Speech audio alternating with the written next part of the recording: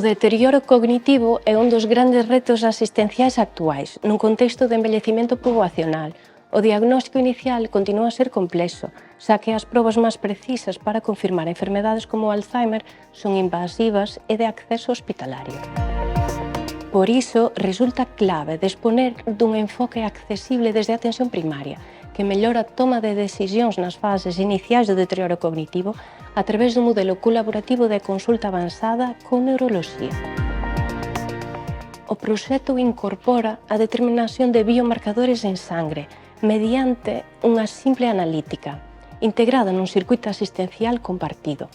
Estes biomarcadores demonstran un alto valor clínico e abren a porta a un cambio de paradigma a nivel internacional. A súa análise permite definir perfis biolóxicos claros, estratificar os pacientes de forma obxectiva e identificar de maneira temprá aqueles con maior probabilidade de enfermedade neurodegenerativa.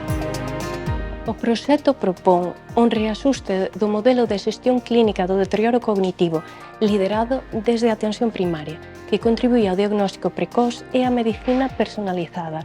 Ademais, mellora a eficiencia, a equidade e a accesibilidade grazas a un traballo en rede real que integra a atención primaria, neuroloxía e inmunoloxía.